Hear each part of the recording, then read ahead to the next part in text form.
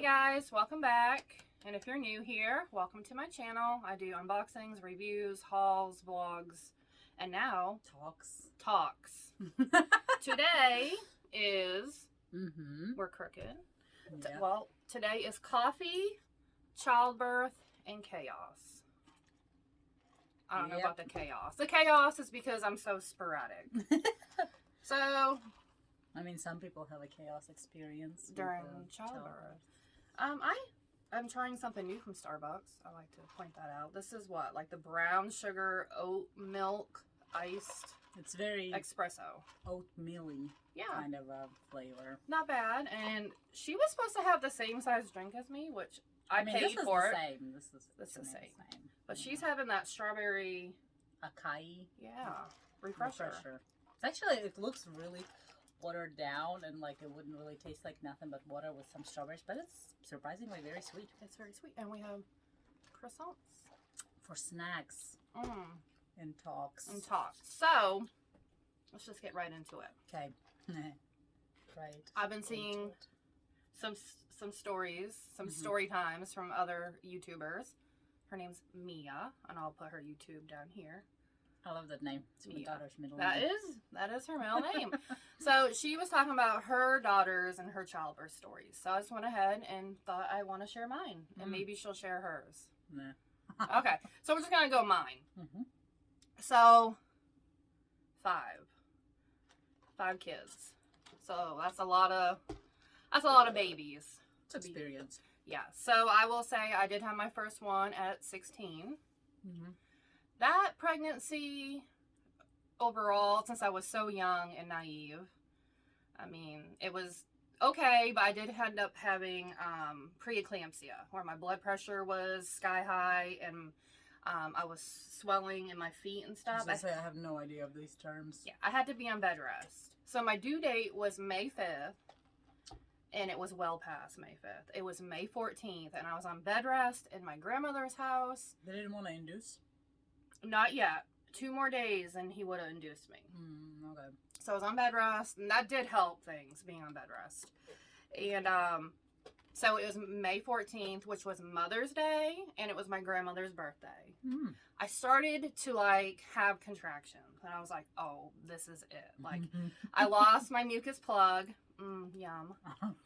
And of course I'm like, what is this, Mom? You know, I had my mom come up, because we lived right across the street from my grandmother. So she came up and was like, oh yeah, that's normal. I'm like, okay. So this was early that day, and nothing was really going on until like midnight, and I just couldn't take the pain anymore. So we drove, my mom and her friend took me to the hospital, and they said, oh, it's early labor. Go home, come back when you can't handle it anymore. And you were like, oh, so young. Yeah. Oh, damn. I wasn't even like 1 or 2 centimeters dilated. Like, it was just nothing. So I'm like, but the pain was awful. But you were already in contraction state. So I went back to my mom's friend's house. You know, I got in the shower, tried to do that. Nothing helped. It was like 3 o'clock in the morning. I said, this is it. Take me back, because I can't handle this. Dang. That's a heck of a first experience, you know? Yeah, you'd think that would have scared me, but nah. So, hospital time, and I'm like, give me the epidural. Like, I mean, I tried not to. Did they? Did they give it to you? Oh, yes. Oh, but because I know there's certain times they're like, oh, it's too late to give it to you. Oh, it wasn't too late, and it was a little too early, so I had to wait. Like, I didn't ask for it right away. I was like, well, let me see. They had to put me on Pitocin to induce me, to help it. Now, that is my mom said the nurse cranked it from a 1 to like a 6.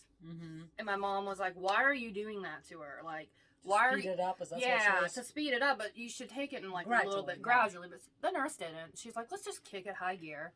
So then she's young, she can handle it. Yeah, so maybe that's what she gets. I don't know, maybe she didn't, teenage pregnancy, maybe she was, a little biased.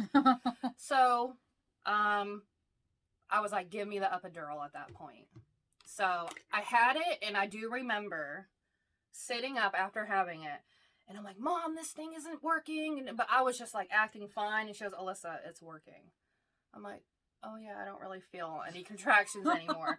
Now, I did tell my mom's friend to get out of my effing face. I said effing. Because you were like already so much pain. And I didn't invite her to stay. That's why I don't get. She just thought and I didn't want during the whole labor. Yeah. She didn't ask me, and so that was kind of rude. And the father, we had broken up. I didn't want him in the room. He was in the waiting room. So, anyways, it was a 1:39 p.m. when he was born. My lovely, big, chunky cheeked son. He was 9 pounds, 8 ounces. That's a good size baby. Good size baby now. Good. Like, you know, like that's so nice to have, like, to hold somebody like really big, you know, to where you don't feel like they're fragile and stuff. But I think it's also really like, no matter what, with the first child, it always feels like it's fragile. Yes. I didn't know what I was doing. But, like, with your second one, like, oh, easy peasy. I was twirling on one finger. No. So, I did tear. So I'd have some stitches. But I only pushed for like 15 minutes. Nice. And then, so that wasn't like too bad. Okay. Do you want to share your first one? You don't have to. I'll continue. I got 4 more. She got more. So I'll just continue. Okay. So then I got pregnant with my second child 2 years later. I don't remember my due date. I know it was like the beginning of September. I always go late. I'm never early. I never remember due dates. Oh. Mine, though, are fairly on time. Not mine. Not mine. So she was supposed to be born the beginning of September, and it was past that date, and I had gone to see my doctor for a checkup. They did an ultrasound, and there was like hardly any amniotic fluid left.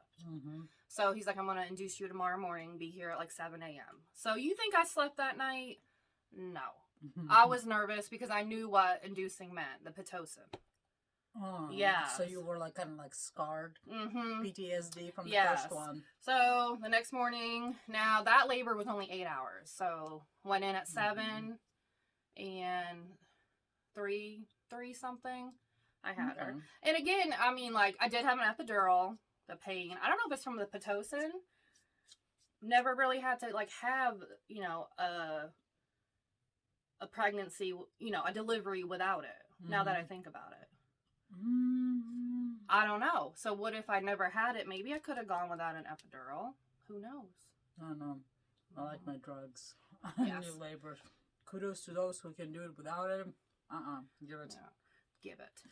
So, but she had to stay a little longer in the hospital. I got discharged before her, and she had jaundice, so she had to stay underneath the lights. And it broke my heart because, like, they don't let you stay. And I'm like, are you kidding me? I was 19. My son was almost 2.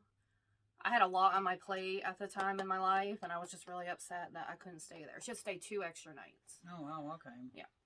Now, my third.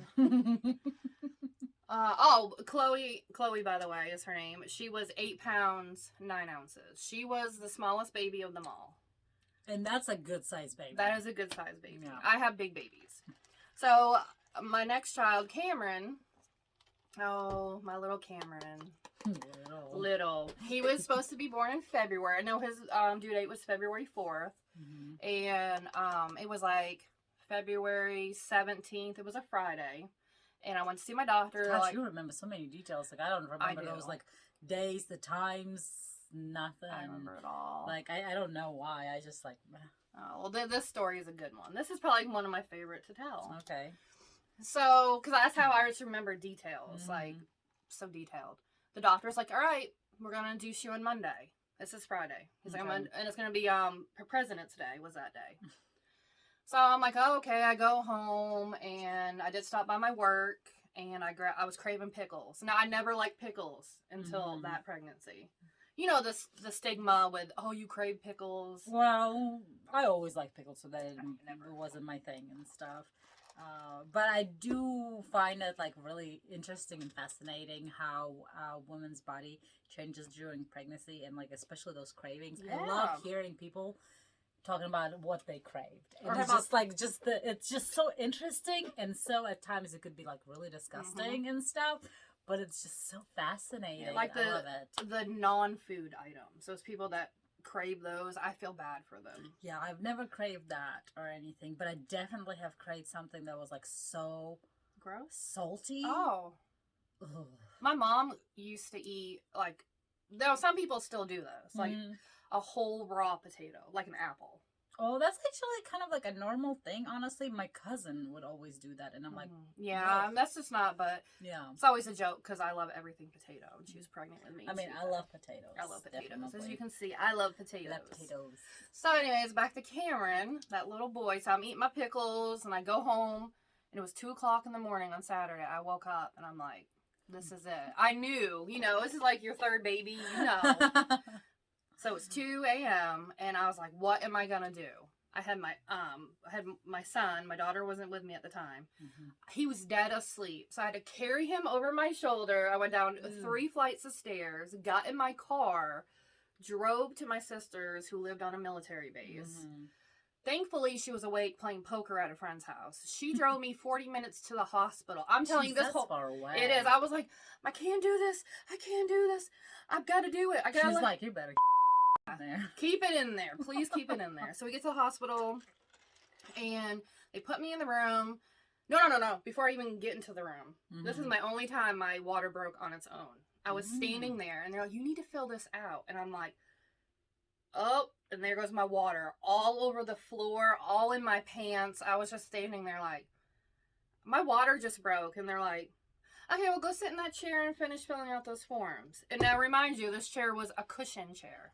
So I'm going to get my nasty membrane water. Wow. Yeah, I was It just fascinates me how something comes to be like more of a priority than something else. I just bring me to a room and I can do those papers there. Yeah. But you make me sit out there in the chair. Cool. So get to the room. Some doctor that's not mine, he was on call. He comes in, he's like, feeling my belly. I'm like, dude, what are you doing? He's like, oh, it's gonna be a nice 7-pound baby. And I'm like, yeah, go. So then the nurses, they're getting me ready. My sister's sitting there getting ready to film the whole thing. It's like, don't. She saw one part of it and was like, not doing it anymore. Then the nurse is like, we have some medical students. It would be okay if they come in and watch.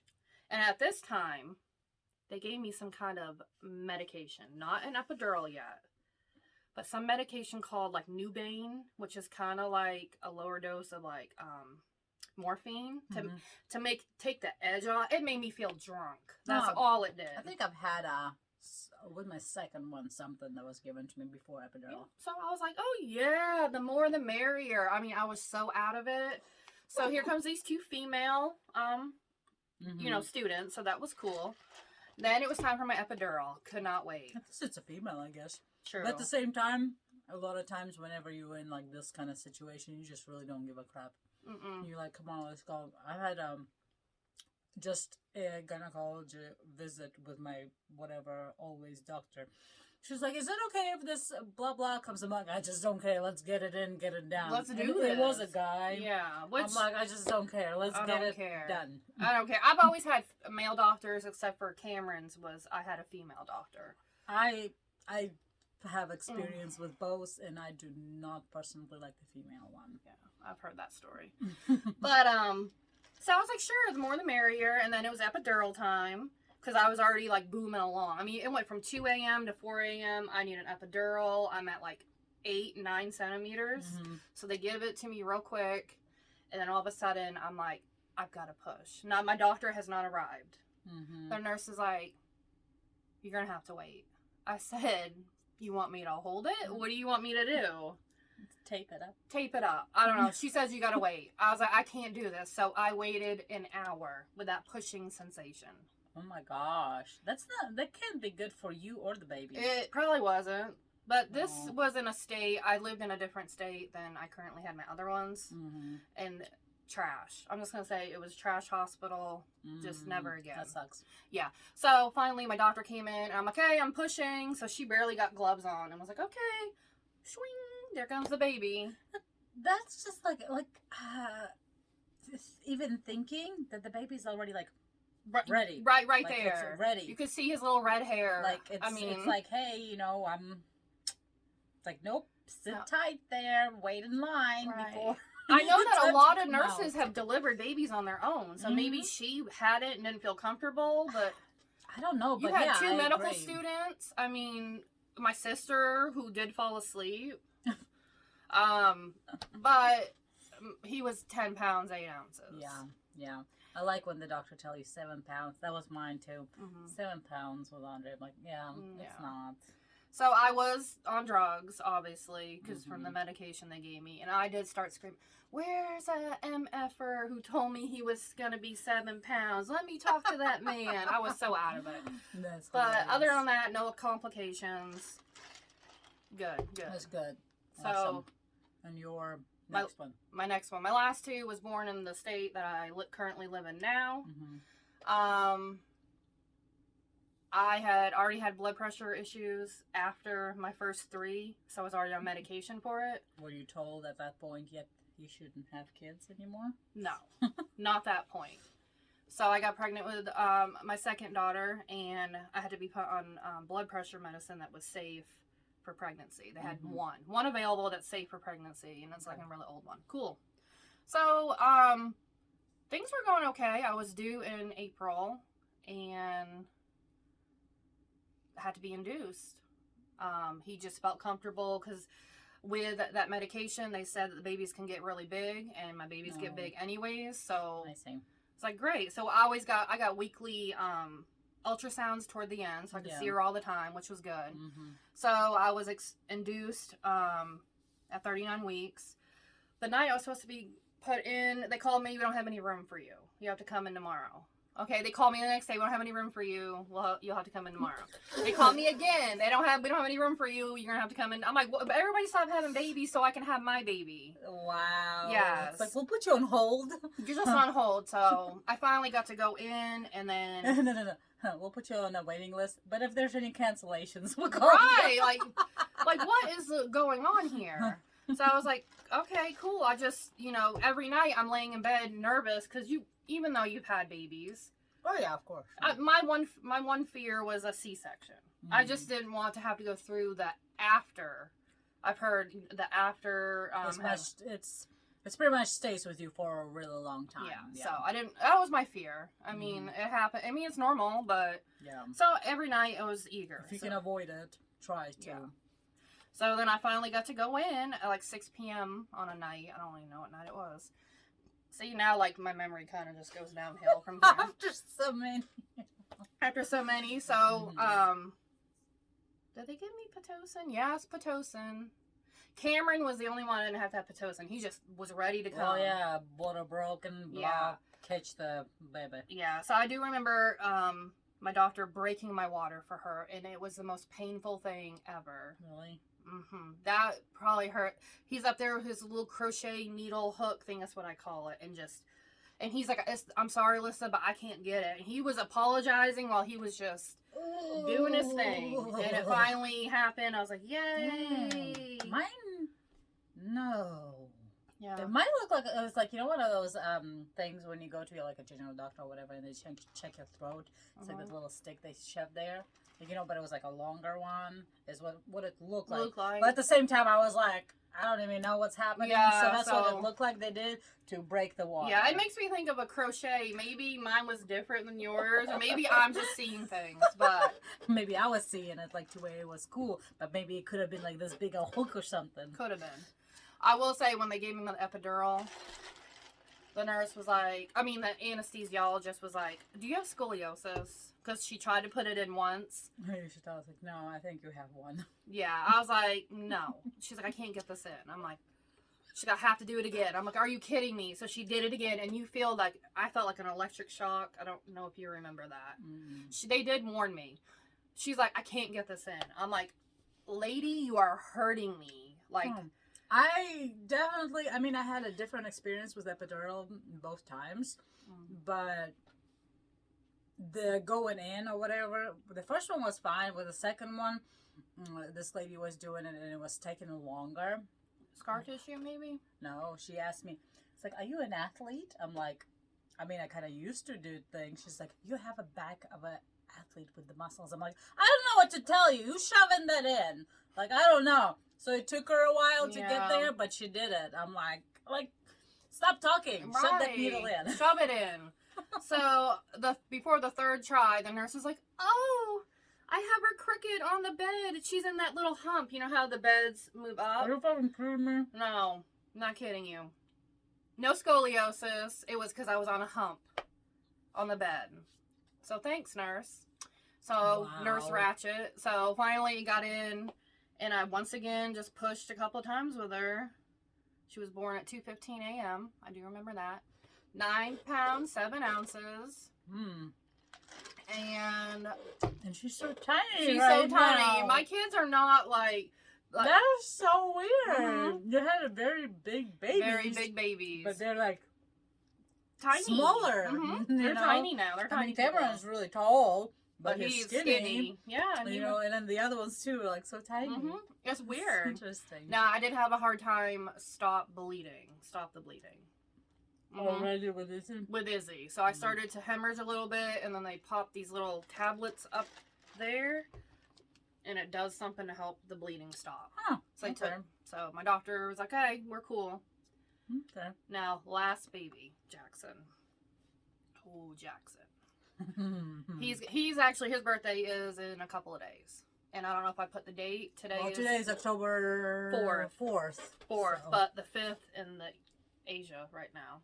Because I just know, you know, with the different time zones, because my mom and everybody. Yeah, we also, like, on the phones, we'll have time zone for different countries. Like, I, for example, have from Moscow over here, so which is it's still October 4th out there, but I have one from Bangkok over here.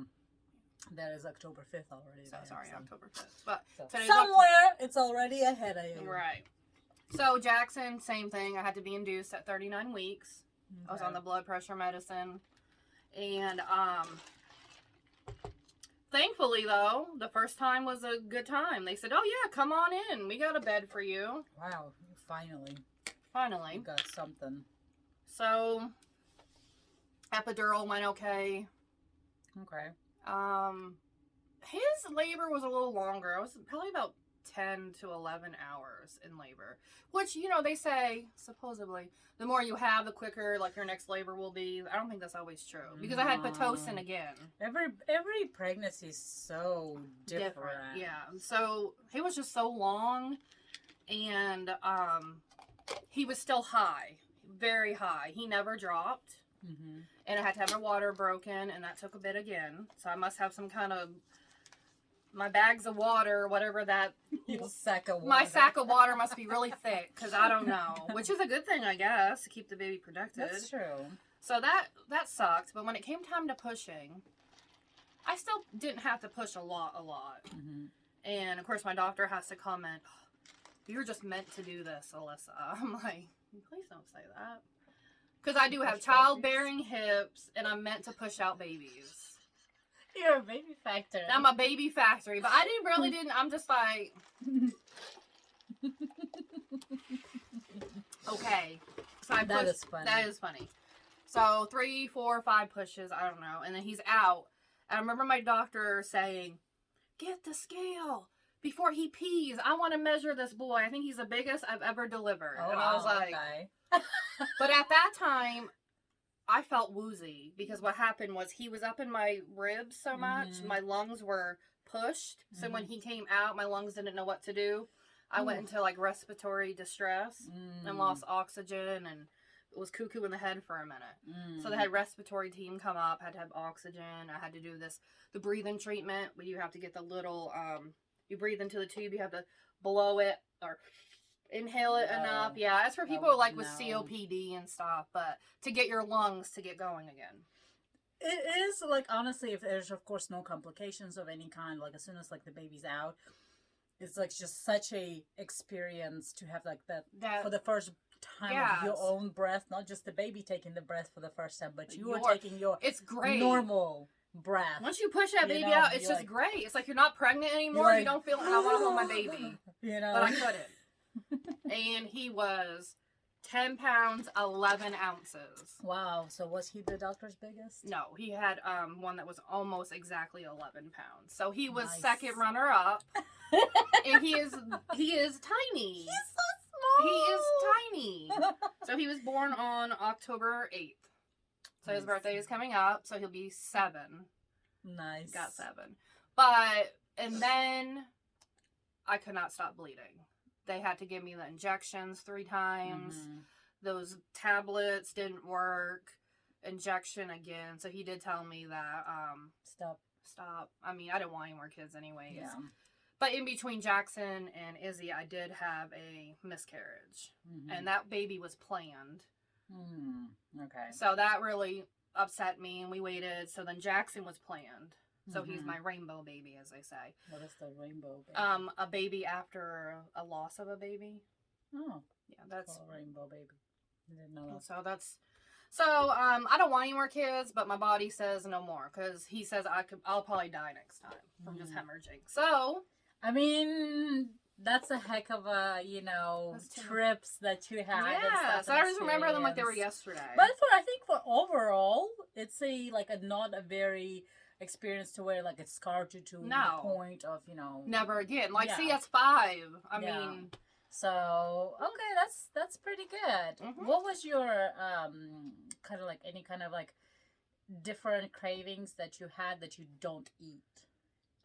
Well, now I eat them, but pickles was one. And get this, with my first son, peanut butter and jelly on wheat bread, but it had to be the cheap wheat bread, like the Walmart brand that had.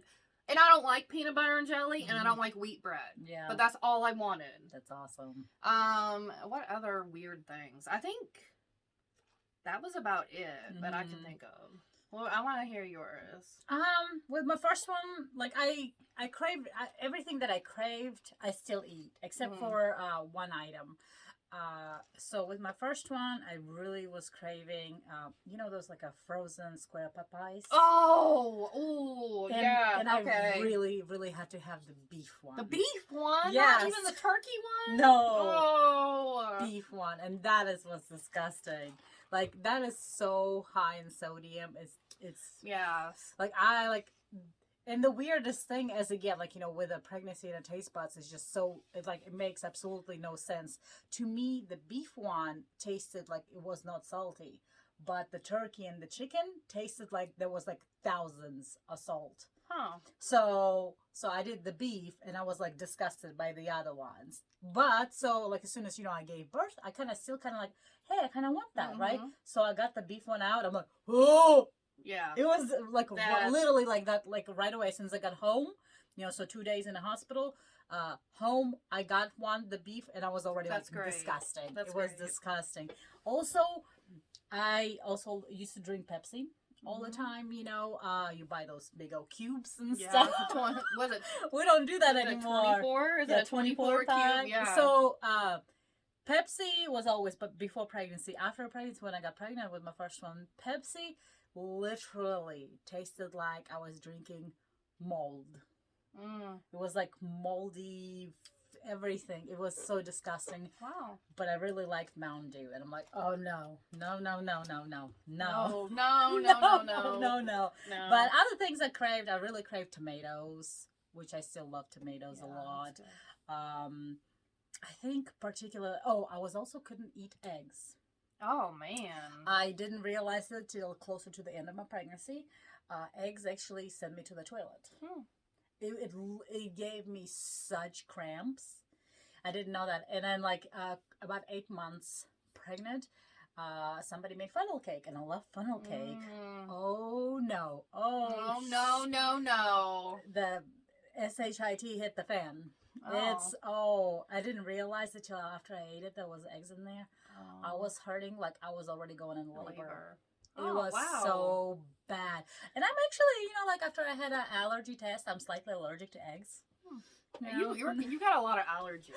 Well, I do. Foods. I do have actually quite a bit of them, but 2 of them is the major ones, and the other ones are likely. So the doctor said, like, if you can avoid it, avoid it. If you can't avoid it, it's not a big deal. I'm like, not a big deal. I heard that. Right. So I just eat it. Wow. I'm trying to think of any other ones, but I really don't. I think with my second one, I really didn't have any cravings. No. No. Beef jerky. Oh. And it had to be a particular one. It couldn't be just any. like it had to be like, you know, like how you are like with the cheap bread, like it had to be Yes. like that particular flavor and texture and all of that. Well, I need to know. I need to know the cravings for everybody else. Like that's literally like one of the questions I always like ask. What was your craving? Like, what was it that you, for example, absolutely loved, that you hate now, or you just don't care for, or something that maybe stuck with you that you still eat, or something that's non-food items. I have not yet to eat my mother. What did she eat? Chalk. Oh, Chalk. Interesting. Which actually I think you can eat, but I don't quote me, and she will comment on this video if it was some kind of cleaning chemical too. She wanted bleach or something, not bleach. I've heard yeah, of people like liking the smell or whatnot. No, she never drank it. Not that I'm aware of. Maybe with one of my sisters. But. So tell us, Mom, what was yours? Was it bleach? Did you drink it? Did you? Through a straw. Right. I hope. Classy. You put it in a wine glass. And, put your finger up. Yes. Pinkies up. There you have it. It's just a little story time with some coffee and some refresher and some croissants. Well, I think I was eating them, and she just like. I think I ate. Well, yeah, I guess since you were talking, you weren't eating, and I'm like, oh. Yeah, I'm trying to like go quick because this video is very long, but whatever. So. Hey, that's many kids. Yeah, I mean, how do you expect me to fit my 5 kids' stories into 10 minutes? Not happening. They're very important to me, so I had to give at least 8 minutes per kid. Okay, you guys, leave in the comments your cravings that you had. Cravings and complications. Or also, you know how men will have like that sympathy pains? Yes, good. Or any kind of thing, like have your man or significant other, whoever, you know, you had that had like the what is it? Sympathy pains. Or the sympathy cravings and stuff. How much weight did they gain? Or did they at all? Right. I want to know all the details. Like, I'm kind of always curious about that stuff. So, let us know, and if you like these little coffee talks, I don't know what I'm going to call them, chit-chats, coffee and chit-chats, I don't know. Snack. Chat-chitting. Let us know, and then we can do more of it. And if you have, guys, any other questions, you know, let us know. If you're curious about something else. We do a Q&A. Yeah, just ask us some random questions, and if some of them, like, kind of, like, sticks out that we can maybe, like, make a video about, we'll totally do that. Yeah, I'm totally down for that. So, thank you, and I'll see you in the next video. Bye. Bye.